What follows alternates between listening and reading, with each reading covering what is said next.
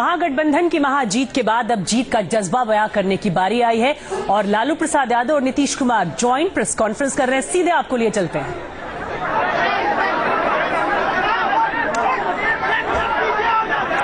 तो लालू यादव और नीतीश कुमार एक साथ अब प्रेस कॉन्फ्रेंस कर रहे हैं, जीत के बारे में बताएंगे वो, और एक तरह से जॉइंट स्टेटमेंट ही माने। नजदीकियां ये अब जो लालू प्रसाद यादव और नीतीश कुमार की दिख रही है, जो केमिस्ट्री दिख रही है, यही वो केमिस्ट्री है जिसके दम पर ये महाजीत महागठबंधन की हासिल हुई है।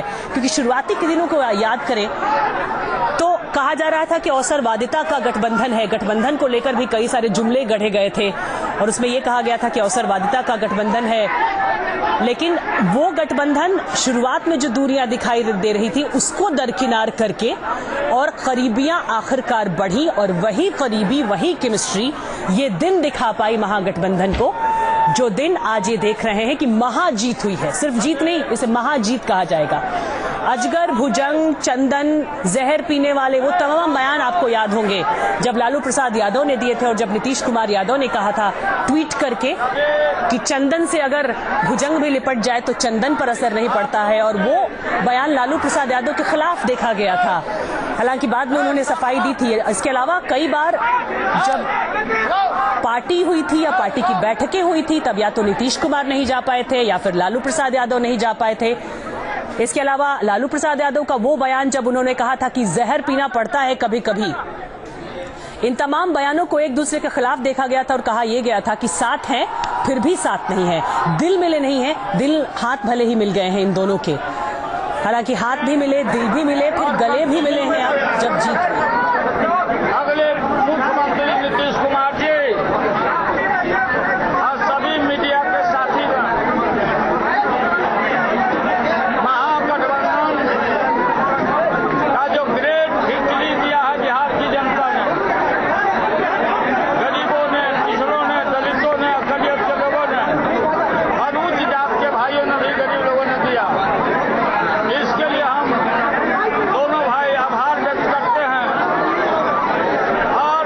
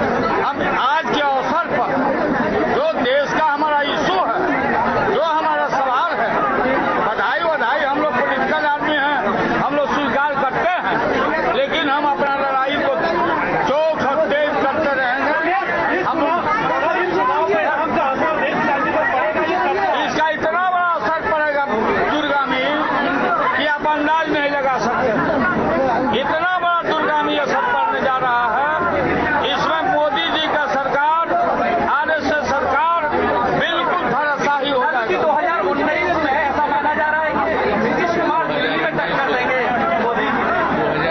2019 आप 19 में चले गए। सबसे पहले भाई सुनो, अरे सुनिए ना, 10 दिन के बाद हम बनारस जाएंगे लालटेन लेके। छठ के बाद लालटेन लेके बनारस जाएंगे। कि क्या क्या वादा किया था, अब क्या कर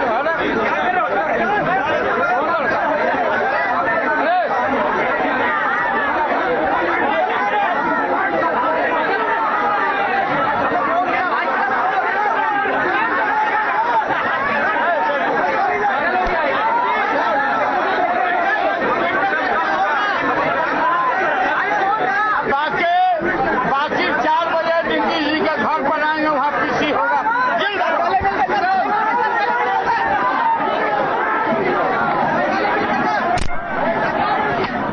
तो लालू प्रसाद यादव, जिन्होंने हमेशा से, जब से ये गठबंधन बना था तब से ये कहा था कि दोनों भाई की तरह रहेंगे, बड़े भाई वो हैं, छोटे भाई नीतीश हैं, और इस बार भी उन्होंने कहा कि दोनों भाई मिलकर बिहार की जनता का आभार जताते हैं जीत दिलाने के लिए। साथ ही साथ नीतीश कुमार को बधाई दी और जिक्र किया प्रधानमंत्री मोदी के बधाई संदेश का भी, और कहा कि जीत इतनी बड़ी मिली है कि पार्टी लाइन से उठकर बधाई दी। साथ ही साथ भूमिका भी स्पष्ट कर दी उन्होंने अपनी कि क्या होगी इस महागठबंधन में। कहा है कि जन आंदोलन करेंगे जिस तरह वादा किया था, और सरकार नीतीश कुमार चलाएंगे क्योंकि नीतीश ही सरकार का चेहरा रहे हैं, वो ही आगे भी चेहरा रहेंगे। इसके अलावा उन्होंने ये जरूर कहा कि नरेंद्र मोदी की सरकार को उखाड़ फेंकने का ये जनमत मिला है, और छठ के बाद इसी के लिए खास तौर पर वो बनारस जाएंगे, जो पीएम का संसदीय क्षेत्र भी है, ये ढूंढने के लिए कि वादा पूरा हुआ कि नहीं, और ये ढूंढने के लिए वो खासतौर से अपने पार्टी का चुनाव चिन्ह लालटेन लेकर जाएंगे। तो तंज भी कसा इन्होंने प्रधानमंत्री नरेंद्र मोदी पर, और साथ ही साथ बधाई दी और कहा कि नीतीश सरकार चलाएंगे, वो सरकार का चेहरा है, उनका जीतना ये तय करता है कि बिहार की तरक्की होगी, बिहार का विकास होगा। और जो लोगों के मन में थोड़ा सा भी अंदेशा हो कि अब आगे क्या होगा, किस तरह की भूमिका रहेगी, तो भूमिका भी स्पष्ट कर दी उन्होंने कि सरकार नीतीश ही चलाएंगे, अगुवाई उन्हीं की रहेगी, चेहरा वही रहे हैं। यहां तक कि दूल्हा भी करार दे दिया था उन्होंने, आपको याद होगा जब मुख्यमंत्री कैंडिडेट डिक्लेयर किया गया था, सीएम कैंडिडेट नीतीश कुमार को, तब उन्होंने कहा था कि दूल्हा वो होंगे और बाराती जो है वो आरजेडी होगी और बाकी जो जेडीयू के होंगे, यानी कि पूरा का पूरा सपोर्ट दिया था। वहीं साथ ही ये भी पूछा था बीजेपी से कि उनका तो दूल्हा भी अभी तय नहीं है, और यही वो सीएम कैंडिडेचर का दांव था जो काम कर गया महागठबंधन के पाले में। और एक तरह से इस जीत को सुशासन पर मुहर भी माना जा रहा है, क्योंकि प्रतिष्ठा दांव पर तो नीतीश कुमार की भी थी, और प्रतिष्ठा या कह लें कि अस्तित्व ही दांव था लालू प्रसाद यादव का। दोनों की हार हुई थी इस चुनाव से पहले, लोकसभा चुनाव में नीतीश कुमार की और विधानसभा चुनाव में लालू यादव की पिछली बार। और अगर इस बार ये जीत नहीं मिलती तो वाकई अस्तित्व की लड़ाई हो गई थी, लेकिन ये जीत संजीवनी का काम कर गई। जीवन मरण का जो प्रश्न लालू प्रसाद यादव के लिए था, क्योंकि खुद चारा घोटाले में दोषी करार दिए जाने के बाद जमानत मिल गया था उन्हें, जमानत पर चल रहे थे और चुनाव लड़ नहीं सकते। राबड़ी यादव जो थी वो 2010 और 2014 में हारने के बाद उनकी राजनीति से दिलचस्पी खत्म हो गई थी। लालू यादव के 2 बेटे विरासत संभालेंगे उनकी पार्टी का, इस जीत के साथ उनके दोनों बेटों के ये भी साफ हो गया है। मौका बहुत बड़ा है कि दोनों ही पार्टियों के लिए, आरजेडी और जेडीयू के लिए, क्योंकि दोनों ही समाजवादी आंदोलन की देन है, दोनों उसी आंदोलन की पैदाइश हैं, साथ साथ रहे।